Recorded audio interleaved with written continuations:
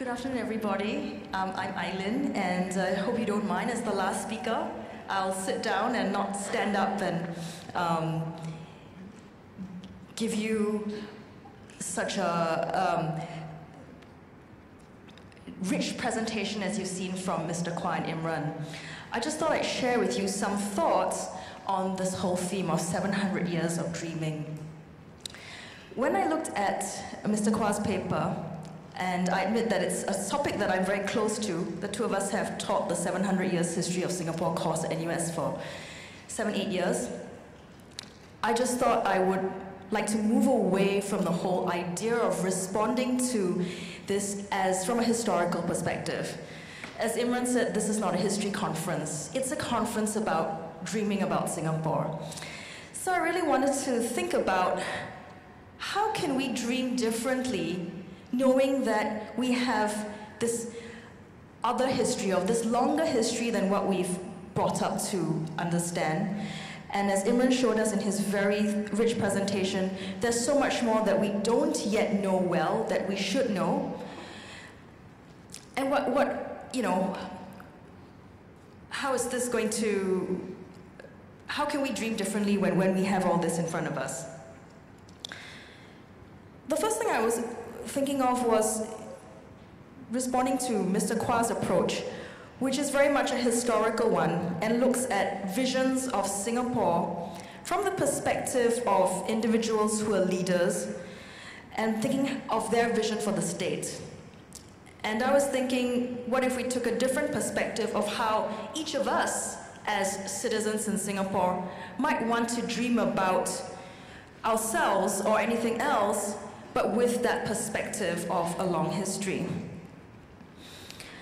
And Mr. Chua's work is also very much that of a historian, using that historical perspective to explain the past and how we might link up the 700 years history from Temasek onwards to the present day in a very logical, coherent, analytical framework.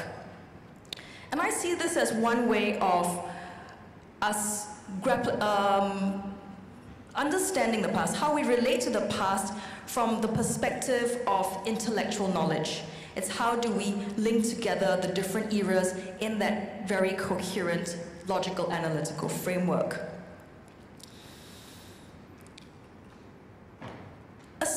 Next to this, as I was preparing for today, two commentaries on Singapore history came out. The first, also by Mr. Chua, on the IPS survey of what people remember of Singapore's history, what are the different events. And the next day, a feature in the Straits Times, the Saturday special, on, again, responding to the IPS survey. Why is it important to remember the past? Why do people remember the things they do or not remember the things they don't? How do young people think about the past? And there seemed to be a lot of concern and hand-wringing implicit in the whole IPS survey and the responses to it. And two of the key ideas that came out in young people's responses to the past, or how do Singaporeans connect with their past, one idea was that of recency. Can we explain it, the fact that the opening of the casinos was more well-known than Operation Cold Storm because it happened recently? And Mr. Chua says, no, recency is not necessarily it.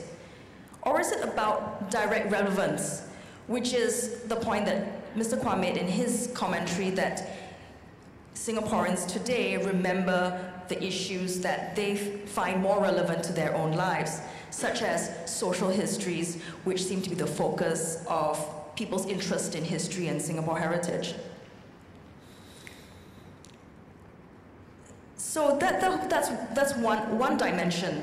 This idea of relevance to people's lives, I think what we're seeing now in Singapore is very much connected to nostalgia and memory.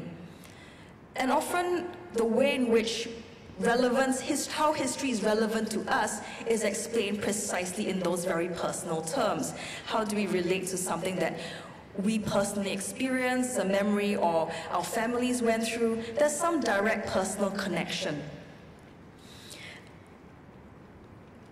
The idea that that personal connection creates is resonates with us. It's about nostalgia, which is both selective of positive memories and something very familiar. In fact, nostalgia is so connected to this positive feeling that it's become an explicit strategy, marketing strategy that companies and brands use. Because nostalgia creates intense mental images of warm feelings, shared experiences, social connections, pretty much an emotional memory. So that's very direct to us, that emotional memory. So you see this coming out in things like hashtag Throwback Thursday. It's explicitly playing on the idea of nostalgia. In Singapore, maybe this affinity for nostalgia has to do with a need that people feel. What are the kinds of histories that have not been told, that have not received enough of a hearing? And we've heard from Imran one very important dimension of history that we don't yet, which is not popularly known well. And so what other dimensions of history do we not see reflected in the way that Singapore history is talked about? For many Singaporeans, these are the small things that are closest to their lives. The things that they grew up with, the HDB estates or the Dragon Playgrounds, which has exploded in all kinds of merchandise everywhere, that people remember. So that's the very personal, direct experience of history. So two dimensions I've talked about, two ways in which we can connect with history. One through the intellectual, analytical framework, one through the personal and direct experience of memory. But let me suggest to you another dimension, which is that of today's conference, dreaming and the imagination. Do I have my slides? How many of you have seen this website? Retronaut. And apparently it's hugely popular, and this I realized after reading various international newspaper articles featuring Retronaut, discussing Retronaut and the Retronaut phenomenon, why it's so amazing. And so one of the taglines, as you can see here, is this, the past like you wouldn't believe. But there are other ways in which the founder of Retronaut, Chris Wills, says, how he explains this whole idea behind it.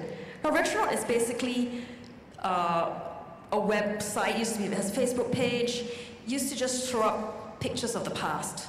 Without any caption or explanation, just images of the past. And it was meant to be disruptive in a temporal sense, because it's meant for you to experience the past as now. And what he meant by that is, when looking at those photographs, that you can imagine being there yourself, that it's not the past as something that's old and distant, that's removed from you, but that's real with live people that's living, that you could be part of. And so there's that temporal disruption. He wanted to challenge your views about the past through that, and to see the past as to see these images as a form of enlightenment, wonder, and experience the pleasure of weirdness. So often the images are sort of bizarre and quirky. And in a way, I see this connects with the kinds of ways in which dreaming has been defined today. To think the unthinkable, to speak the things that you wouldn't speak about. But the elements that I see here that are important are those of strangeness, being exotic, surprising, or you could use words like romantic, just the unfamiliarity of it, which is quite the opposite of nostalgia and familiarity. So these old pictures of the past have gone viral on the internet simply because they are so weird and strange, but at the same time, they're meant to connect with us, to help us think of the past as now. So there's this, it's both unfamiliar, yet something that we connect with in some other kind of way.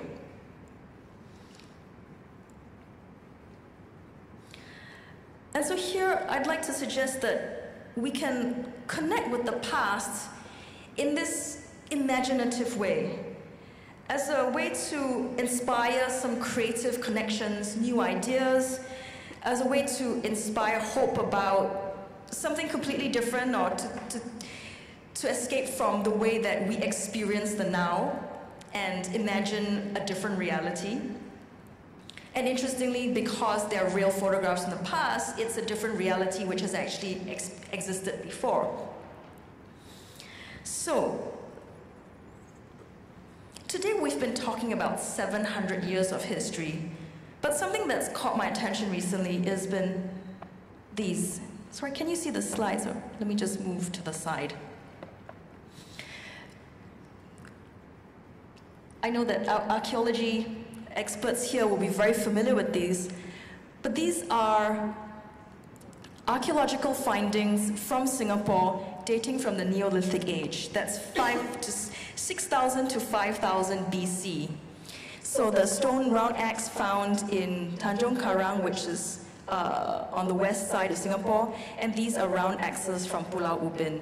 And these were found in the early years of the 20th century, or rather, in fact, the first ones were discovered by H.N. Ridley in 1891, excavations done by curators at the Raffles Museum in the early years of the 20th century.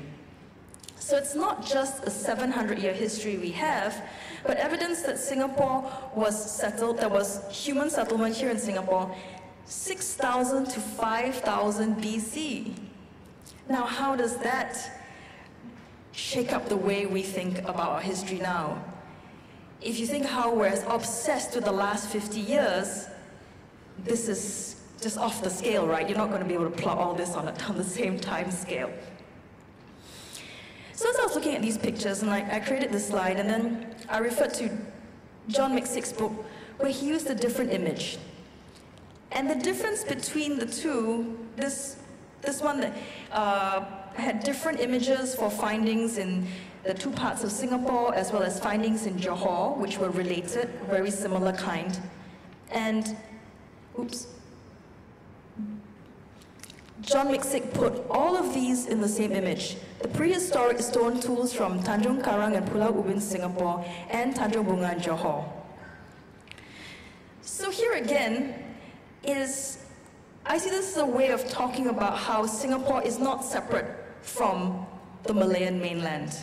In the way that he's put all these together, these stone tools are related, they're of the same kind. It's also a reminder to us not to think of Singapore as being separate.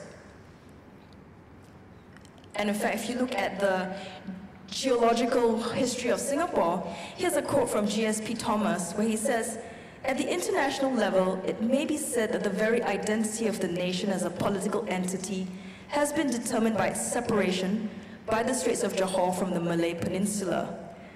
However, in geological terms, this only happened very recently." So the point I'm trying to make here is, what is how do we see historical time? And if we consider this very ancient prehistoric history of Singapore, does it cause us to rethink the way that we are viewing our history today, where we're thinking about very, very specific events over the last 50 years, or even the opening of the casino in 2010 as a historical event? What about all this? At NTU, there is a center called the Earth Observatory Singapore, and they look at the history of geomorphology. And from there, you find that Singapore, we all know that granite quarries on Pulau Ubin, right? So you've seen the stone tools, but they're granite quarries, and the granite quarries have been very important in providing stone for all kinds of important buildings in Singapore, or even the lighthouses at Pedra Branca. How old is that granite? If we're looking at the historical time scale. So we've already seen 6,000 BC, you got stone tools, but in what era was the granite formed? So it's about 229 to 205 million years ago. So 220 million years ago, if you think of Singapore history in those terms, although that's not human settlement, that's a different kind of history. We're just thinking in terms of length of time, it's mind-blowing. Where does that leave us in terms of imagining and dreaming about Singapore? So I just want to end with one final slide about how the past can spark all kinds of imaginative explorations in all sorts of ways. And I'll show you an image that I just saw on Retronaut recently, and this brings us back to the Stone Age. So the title of this piece on Retronaut is Prehistoric Sex Toys. And the caption on the photograph is circa 12,000 BC, several portable phallic pieces with replications of totally retracted or absent foreskin piercings, scars, and tattoos. So far we've only found these kinds of stone tools in Singapore, but if further archaeological excavations were to be done, what else might we discover? And until then, let's keep on dreaming and imagining. Thank you very much.